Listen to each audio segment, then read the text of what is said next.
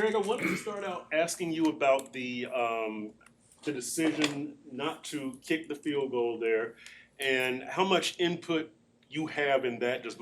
Will he consult you? I know that's kind of a strategy thing, but and it's not a distance thing. Yeah.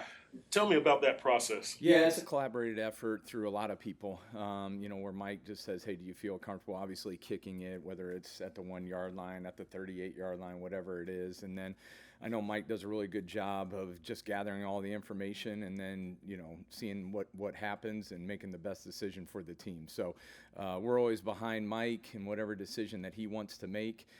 If he asks us to kick a 56-yard field goal, we're going to do it. If it's at the 1 yard line and he wants to go for it, we're all going to stand behind that and knowing that it's the best decision for our football team. And how do you view I guess from both sides of if you kick off, kickoffs usually get returned to, let's just say, the 30. Yeah. Then you need 3.5 first downs, or 3 first downs gives you like a 58-yard field goal.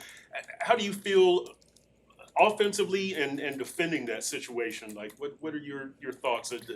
Yeah, our biggest thing, I think I told you this a couple weeks ago, we feel our standard's not the 30-yard line as a kickoff team. That's the biggest thing. We'd be kicking touchbacks if we were scared all the time of, team's kickoff return. But yeah, everything goes into effect where, it could be at the end of the game where, there's a minute 38 left or whatever it is, where we don't want to give them the ball at the 35-yard line because it is just a couple first downs, or it's one big play where now the ball's at the 40-yard line and they got an opportunity to kick a field goal to win the game or to tie the game. So, our biggest thing is we want to kick it. We always want to cover, not let them get to the 30-yard line. That was one of our big points of emphasis just to start out on our kickoff team, where we knew they were, I think, number one in the National Football League on kickoff return. And our guys did an unbelievable job the first time going down there and making a tackle at the 21-yard line. So that's the motto. We just don't want them to get the ball past the 30-yard line. Is that the scenario where, like, let's say you guys kick the field goal, right? Is that the scenario that you pull out the dirty ball to kind of give your guys some extra time to get down there? Yeah, and now you run – that's a great question, because now you still run that risk, too, of – if the ball lands short of the landing zone, they get the ball at the 40-yard line. Right now, knock on wood, Riley's done an unbelievable job with that dirty ball of kicking it in the landing zone, giving us an opportunity to go down there and cover. But, yeah, there's all different types of situations that are happening throughout the league, whether it's at the end of the half or end of the game where there could be 13, 14 seconds left and maybe the opponent has a timeout. Well, we want to kick that ball deep sometimes where they got to bring it out, and now, they start at the 30-yard line, but they might have 6 seconds left where they might only have one more play to get there. So, yeah, there's all those different types of situations that we go through throughout the week. So from being in that environment of a soccer stadium, did you feel the crowd more enthused by the kicking game, or was it like a normal? No, I did. One unbelievable venue that they have there. Whether it be the crowd, you're just looking up and it continues to go, whether it's open or closed. I thought it was unbelievable. And I felt a little bit more when we kicked or punted, when Riley made all those field goals. I felt like the crowd really got into it when Jake hit a big one, the turnover, all those different types of things. I felt the crowd got into it a little bit more. So it was pretty cool. Yeah, were there any things on that turnover done specifically right for that moment, or was it just kind of like, hey, the ball's there because of a muff and go get it? Yeah, I think Jake, I thought hit a really good ball. It was outside the numbers. I thought Elijah Campbell did a really good job of putting pressure on that returner for him to come up and catch that ball. And then Ethan Bonner on the backside ended up splitting a double team at about 10 to 15 yards past the line of scrimmage and just doing a great job of hustling down there to make that play. So a little bit of everything that helped out with that, and plus they had their backup returner, punt returner in there too. So I thought the guys did a really good job of taking advantage of it. Craig, I'm curious if you saw the highlight of the Dallas Cowboys gunner who forced a fumble yesterday after basically being blocked to death shortly after the punt, and what your thoughts were on that, and if you see a lot of that from your guys sometimes. Yeah, was that the same, and I want to get this correct, was that the same one where the returner caught the ball at like the 1 yard line? Yeah. Yeah. Obviously great play. our gunners, we want to take advantage of football like that. If they're going to catch the ball inside the 5-yard line, obviously we want to do a really good job of going down there and covering. And it really starts with our protection. Then it starts with the punt of not out kicking our coverage. And then our gunners just going down there and making a play on the ball. I did get a chance to see that. I thought they did a really good job of going down there and putting their hat on the ball, and then obviously going and recover it. So those are plays that we'll continue to show the players. We'll show our punt returner too, about that of, there is sometimes there's opportunities to make plays as a punt returner, but there's also times to not be reckless and catch maybe the ball inside the 5-yard line, because usually bad things happen. Did you also get a chance to teach some people some lessons about the Raiders and Cowboys free kick? Did you see that? I've been told that. I haven't seen it yet, but there's a lot of different ones that can happen, whether it's the fair catch free kick, the first touch rule. I think there was another team that had that where, I think the gunner made an unbelievable play at the goal line, batted the ball back in play. One of the returners ended up trying to go in and advance it, but he ended up getting tackled in the end zone. We actually covered that today. We just talked about it. But just, again, knowing the rules and understanding that, hey, it's not a safety, even though you end up tackling the guy, the ball gets placed at where the first touch was. So all those different types of things we'll end up continuing to coach our players up with.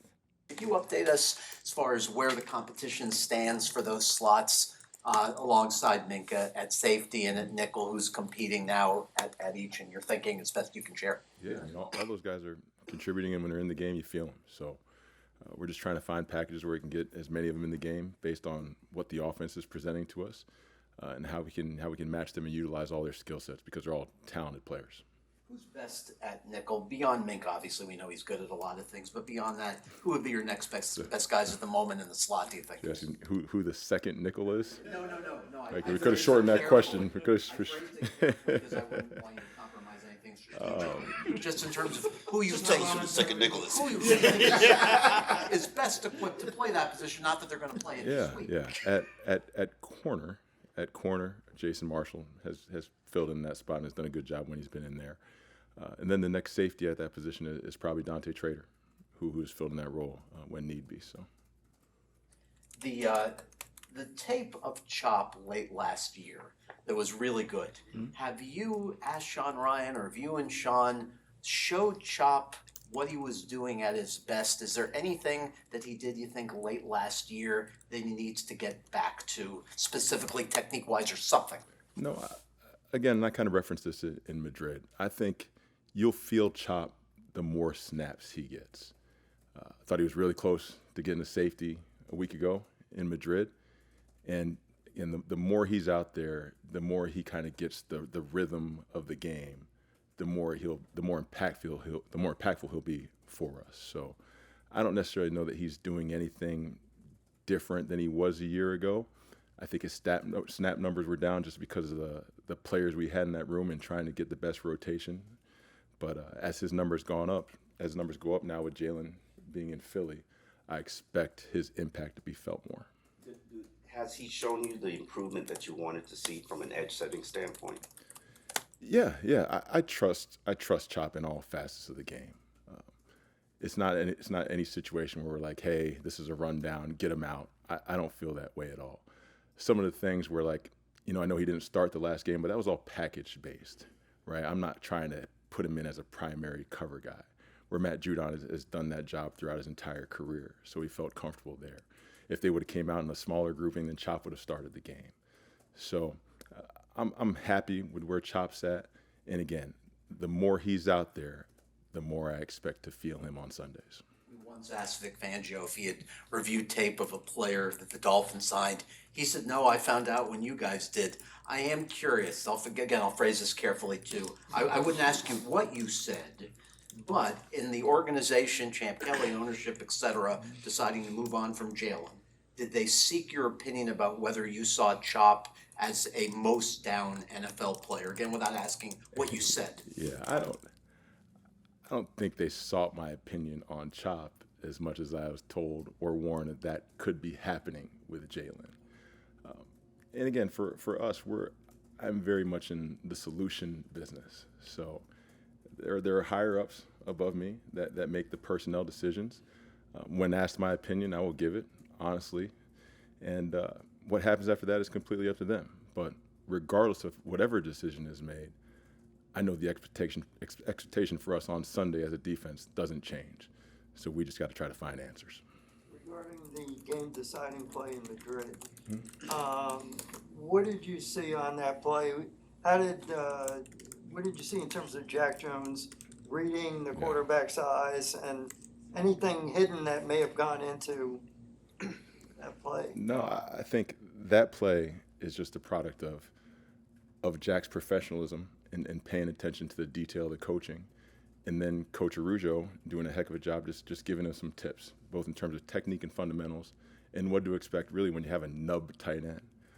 We were fortunate in that particular situation where we were in man, and this isn't any trade secrets, but a lot of times we play man, we try to hide it, right, with zone alignments.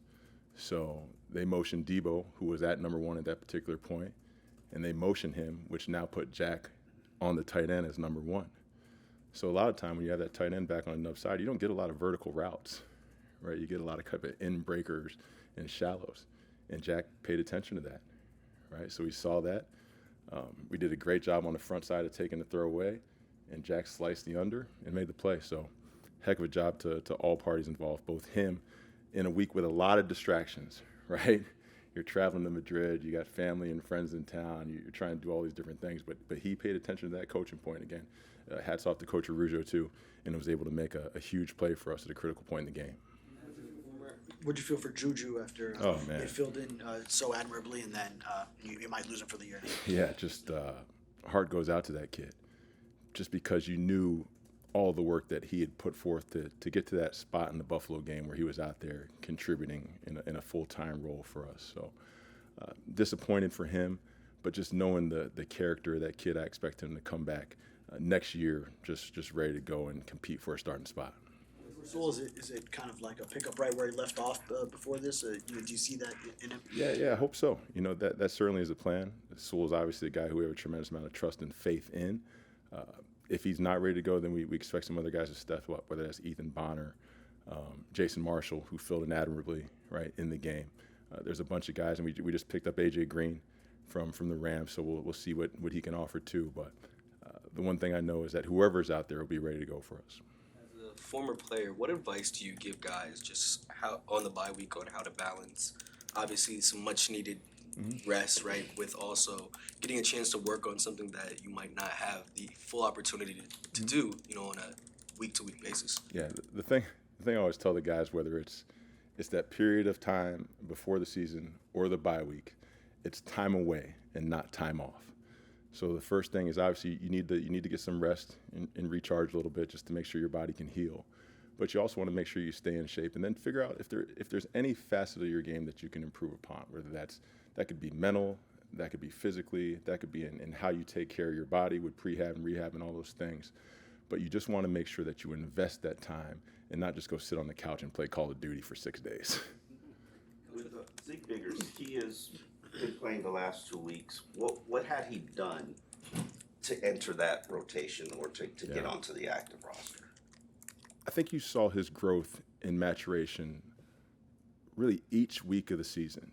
And it wasn't, obviously he wasn't getting reps with the starters on defense, but where you saw that growth and maturation occur was on the show team, right? And the way he was competing and the way he was making plays against our offense. So it's a tale you've seen over and over again, right? Some guys are put on essentially the show team or practice squad, and they take that as a negative. When I've always said that's you're not a show team, you're not on practice squad, you are on a developmental squad. So as long as you continue to develop and make plays, coaches will notice, and you'll earn the right to go play on Sundays.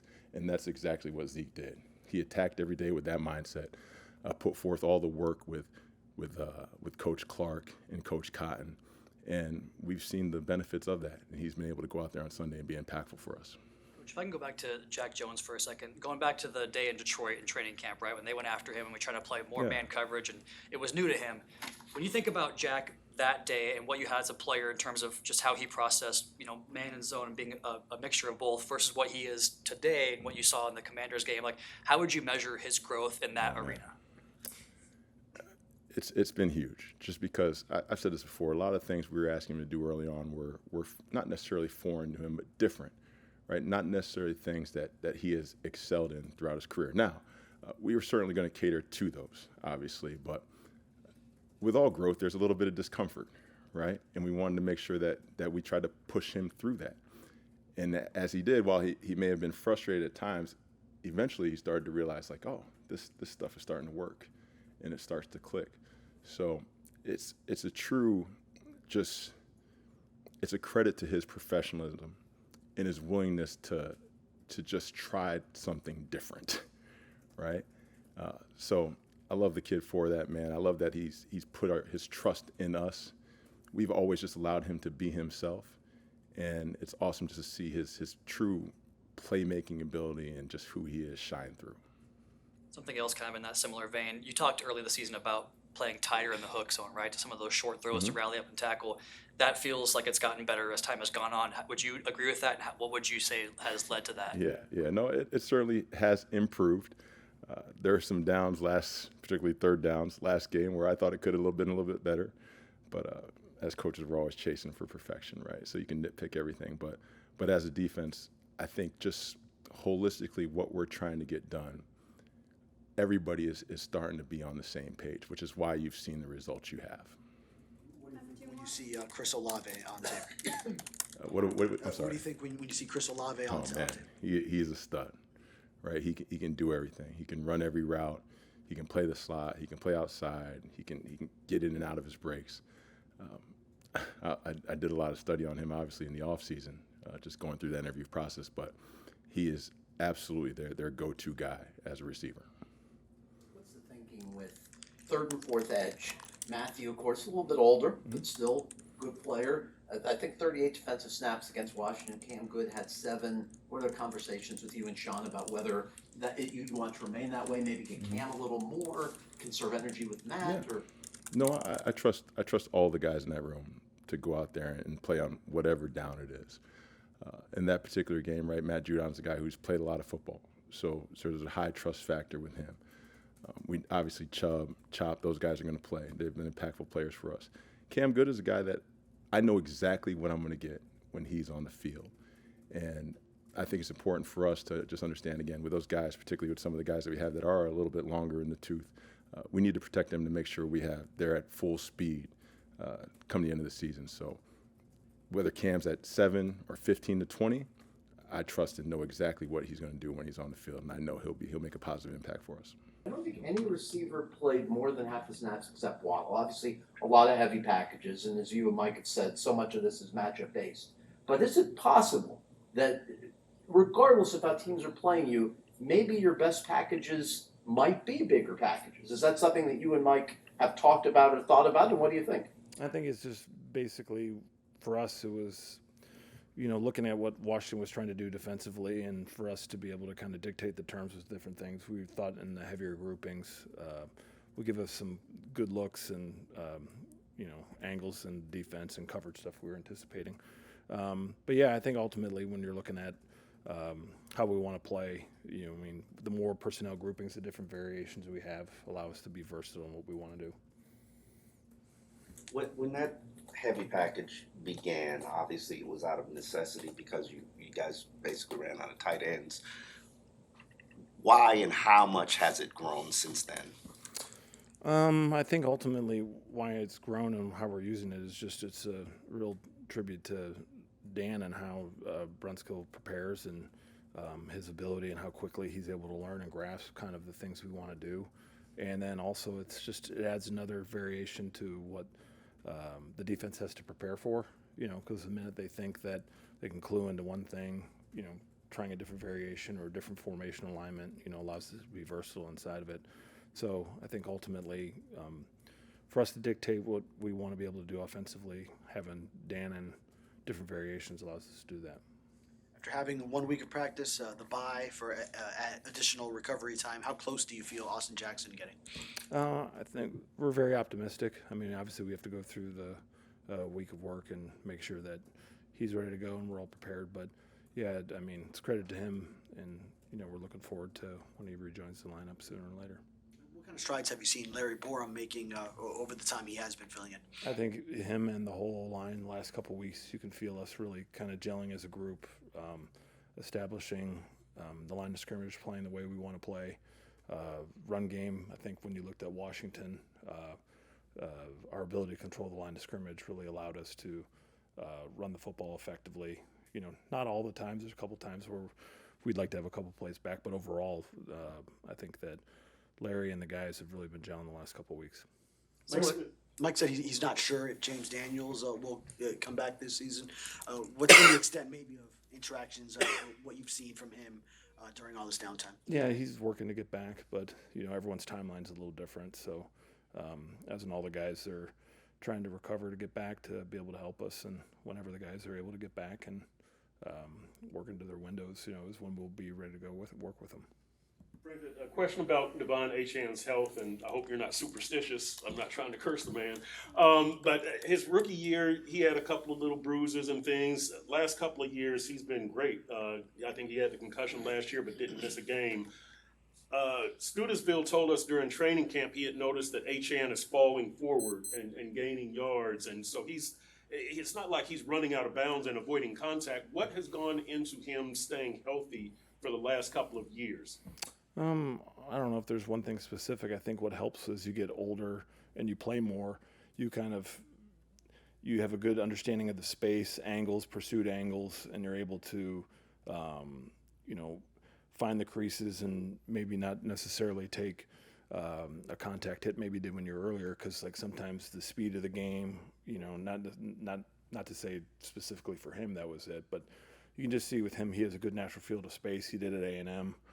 Pursuit angles, he's always able to, the big thing when we were watching him coming out of college was his ability and vision to feel pursuit, to feel kind of where everything's going, and to be able to make the cut and slash before contact comes. So I think a lot of that just comes with experience and comes with playing more and more understanding of your blockers, where they're going to be, how your guys are going to set things up. So I think there's a multitude of things that necessarily come in. I can probably place it to one thing specifically, though. Do you guys watch his workload because of his size, or do you watch it, because you want him to be fresh at the end of the year? Can you tell me about that, as far as his health? I think ultimately when you're looking at the backs, there's times we want to have guys in. We have packages of guys trying to get them involved in different parts of the offense. But ultimately, when your guys are ready to go and they're playing as well as he does, you're going to play him and trust that they're always going to make the right decisions and, work within the offense to get things done. With Larry Borum's experience, I believe, at guard, would you guys give any thought, because of how well he's been playing, to maybe moving him over to guard? That really hasn't been something that we've discussed as of right now, just because the last couple of weeks he's really been playing well at tackle, and I think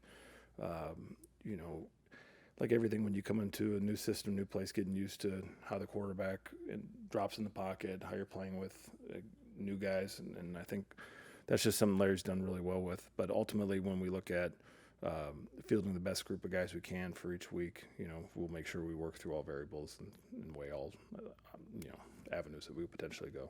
Over a 3 or 4 week period, I don't think I've ever seen a higher percentage of touching the ball per snaps on the field than Jalen Wright.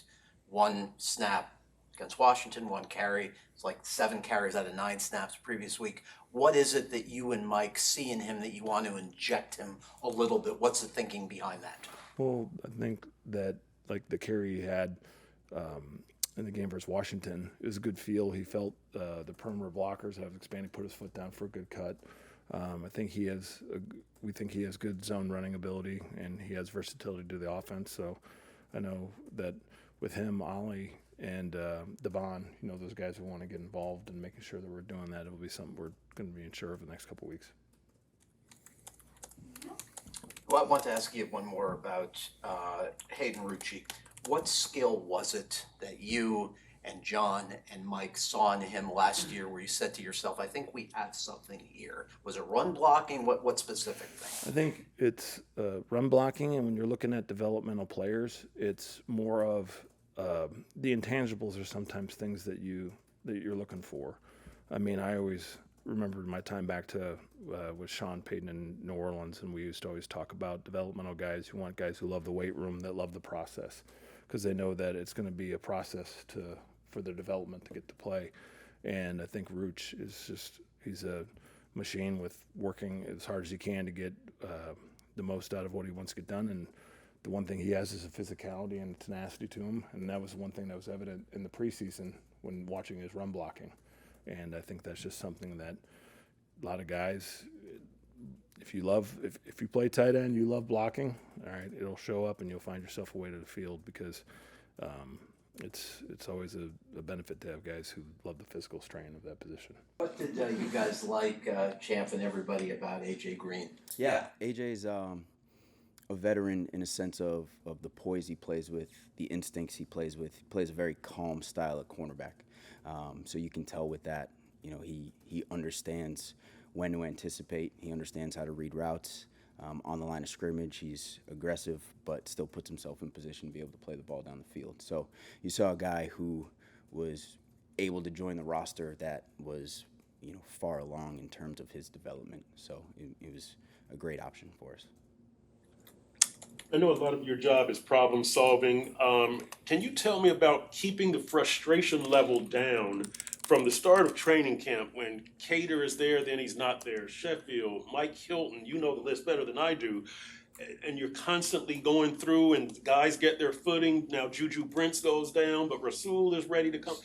I know that's the NFL, but how do you keep the frustration level down? How do you stay calm with you and the guys? Yeah, I think like we do everything, what we can control, that's what we focus on. Some of those injuries are not preventable by me, by the other players, by the guys themselves. It's playing football. It is what it is. So if we focus on the frustration of losing somebody, that's less focus than we're putting on getting the job done. So really all we focus on is the standard, playing up to that point, and whoever's up next, they're ready to rock and roll with everything we do daily. But every guy we have in that room is here because they can play on Sundays and help us win. So as much as you feel for the guys who get injured, there's never a step back in our expectation of what Sunday should look like. After the game in Spain, Jack Jones said one thing he's been trying to tone down his aggression. That he's a little bit too aggressive, so he's been trying to temper that. What have been some of the teaching points in order to get him to do that? Yeah, everything with Jack starts with his eyes. Everything with everybody starts with their eyes. But for him, that was the biggest emphasis. The progression we always talk about is eyes, feet, hands. Your eyes by your feet. Your eyes tell your feet what to do, and your hands by your feet time. And for him, it starts with his eyes. When his eyes are right, he's right. When his eyes are in the backfield, that's where you see he can get himself in trouble. So the biggest, not hurdle, but what I tried to make sure as the position coach I did was never take away from what makes him great. His instinct, his football feel, his anticipation is what makes him Jack Jones. Now, at the same time, we can take that and we can dial it in with that eye discipline, with some technique, to make it where it's not make a play, give up a play. It's stacking great plays over and over and over again and putting yourself in position. So when the play's there to be made, like at the end of the game, he can make that play. So it's really focusing in on just that progression. Each rep starts with your eyes. Get your feet in position, your hands by your feet time, and then go do what Jack Jones does. Talked in the off season, I believe you said the same exact thing about Jack Jones, right? So what's it like now to be in a position where you see the thing you've been preaching since day one kind of come to life? Yeah, it's awesome for him to see him be able to take his career to the next level based on applying all those things that he invested in. It's awesome. That's why we coach, is to help guys become better versions of themselves. It has nothing to do with myself looking at it from, what did I do to help him? No, it's all for him to get the best version of him. So when I look at that, I'm just extremely excited for where his career is going to continue to go as he continues to play, with those tools he has. Do the affiliate as to where you think Jason Marshall's going to be best long-term, boundary or inside? I think it's most natural for him to play on the outside. You know, we've definitely asked him to do a lot, especially as a rookie, in moving inside. A lot of it is just because we needed it. You know, we've had a ton of injuries, and really we're trying to get the best 11 on the field as often as we can. So moving him around has really just been to get him on the field. You know, and some of it's out of necessity, but other is really just his skill set, and we felt like he could do that, and he's done a phenomenal job, especially at being able to play both. You know, Cater obviously did that for us last year, but to do that as a rookie is very difficult. So for him, learning the inside piece was the most learning, and kind of getting the feel of the game from in there. But once we move him outside, that's natural for him, and he can pick that up. Do you think it was important for him to have a good play as he did late in the game, because he had given up most targets, you know, obviously in the opener before he got hurt? It had been a struggle initially, small body of work. Was that important from a confidence standpoint? Yeah. Every stride that any of these guys take, but take Jason specifically, every stride that he takes is just a notch in his confidence, because it's experience. You know, like early on in the year, we made it hard on him by moving him inside, having him get comfortable playing inside. Some of those plays, you know, he's playing in space he's never really played in before. So, you know, as the coaches, we take as much responsibility on some plays that he might not have made, you know, over him. But all of that was experience. So as he got that experience, that builds his confidence, and now he's not doing stuff for the first time. He's, you know, now his feet are under him, he's comfortable. So I think what you're seeing is just like any rookie, he's got experience, so confidence is coming with that. He can anticipate a little bit more. So you see him playing a little bit calmer, eliminating routes, understanding what the offense was trying to do to him at the end of the game. And first play he came in, I mean, he crack replaced, made a tackle for 1 or 2 yards. Like, he's been taking strides, and a lot of that is just due to him playing more football. Regarding Rasul Douglas, I know trade deadline seems like it was a while ago rather. Were you worried about people coming after Rasul? Did you think it was realistic that you guys could lose Rasul? For me, I have really no impact on that or focus on that, so it really goes back to control what I can control. I mean, I absolutely love him. He's been phenomenal for us here. So without question, want him to be on our roster, and we're really happy he is. I have a quick Douglas question as well. What did you learn about him in your time together that maybe you didn't know? Rasul quickly became one of my favorite guys I've ever coached. He is a veteran who wants to be coached like a rookie.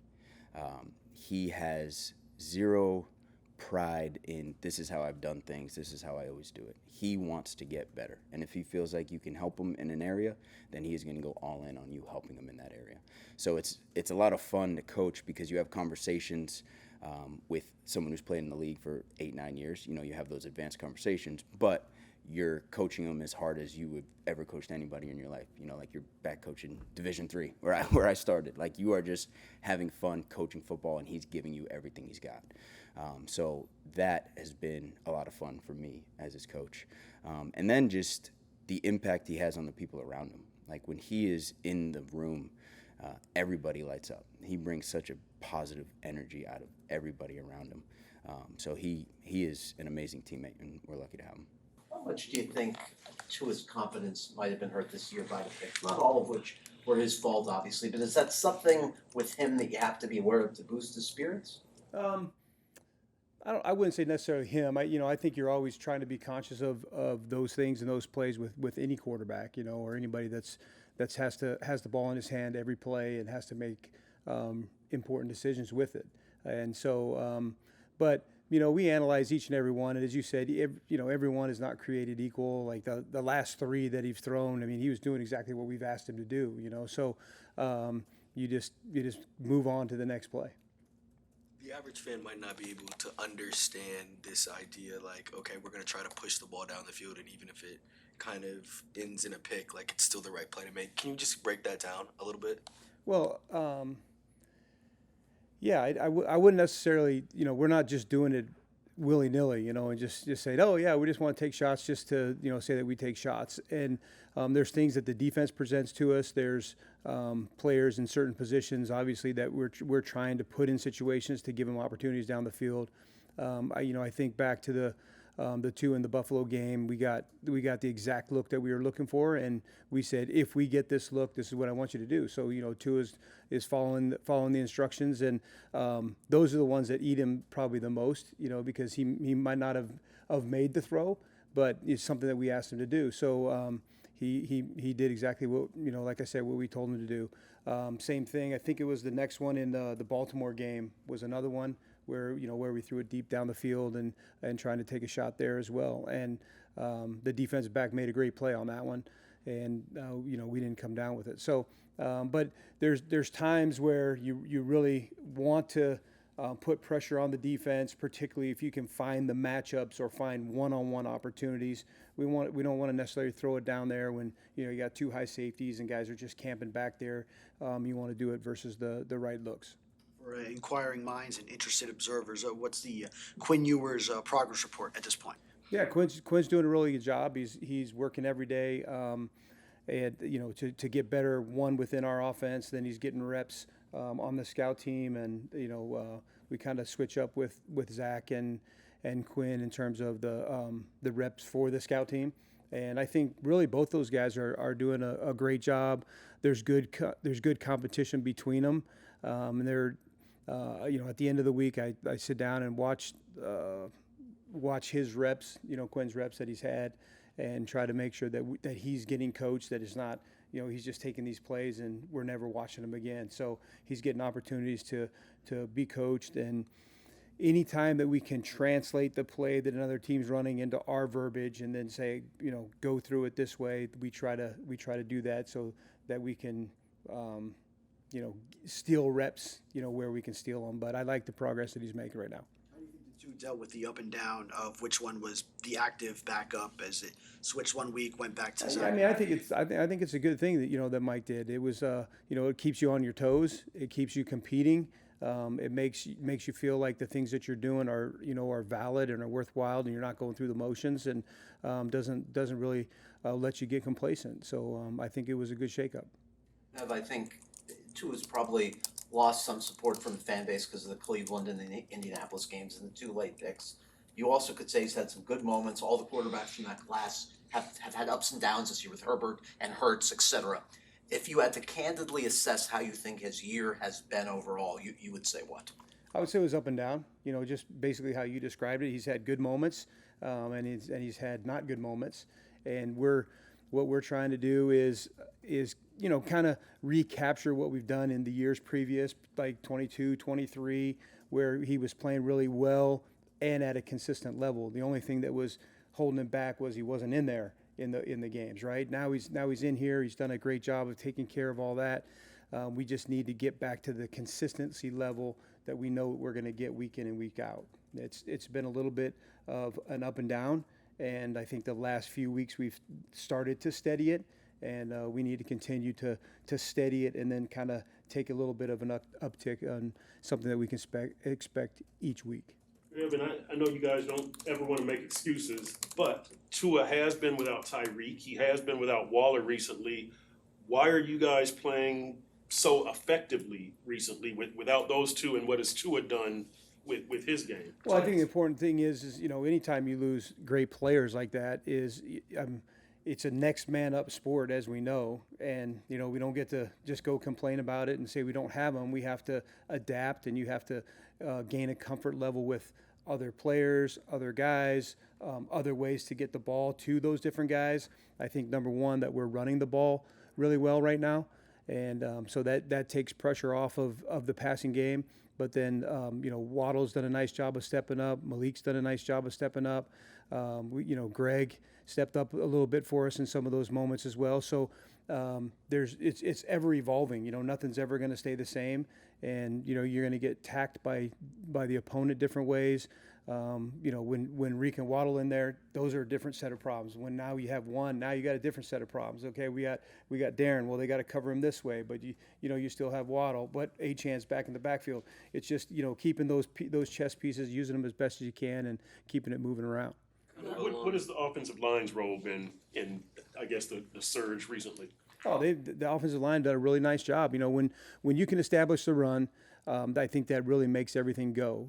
When you can turn around, put the ball, you know, hand the ball to H-Han, you know, to Jalen, to Ollie, whoever we have in there. We got a lot of good backs. But then also when you can turn around, put it in front of them, pull it, and now you got guys running down the field into open lanes because they had to step up and respect the run. That's great football, and that's a great way that you want to play. And I think we're seeing some of that we're able to do right now. Kind of getting back to what you mentioned earlier about Waller, just how will his return benefit Tua?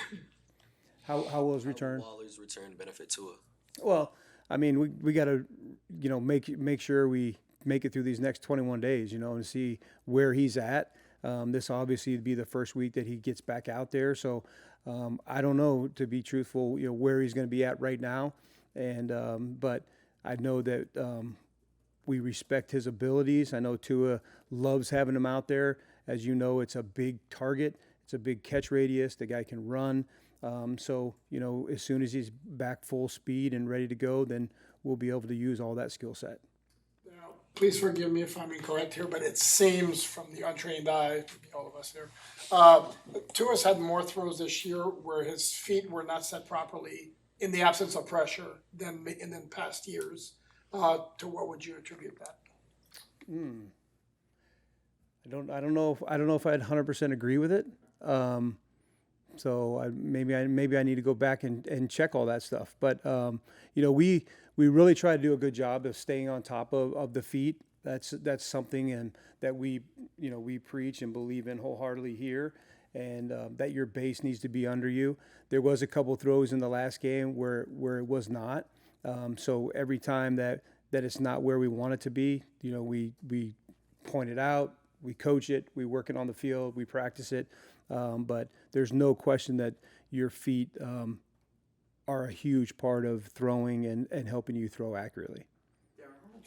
How often this year have you seen Tua have internal angst of looking back at a play where maybe he thinks he could have gained yards scrambling, but also having in the back of my mind, I can't get hurt. They told me I can't put myself at risk. Has that come into play where he's confided in you that this year? I wouldn't say he's confided in me in that. No. You know, I think that's always decisions that you have to make in real time. And I would say, obviously, just to the naked eye, you've seen, you know, maybe 3 or 4 plays where, where he could have done something different in, you know, whatever he did, that he could have done something different. But, you know, that's going to be there all the time because, you know, it's important for him to take care of himself and take care of the team. And we know what that means, but there will be moments, and he's done it already as well, where he has taken off and done a good job of getting down the field and then getting down.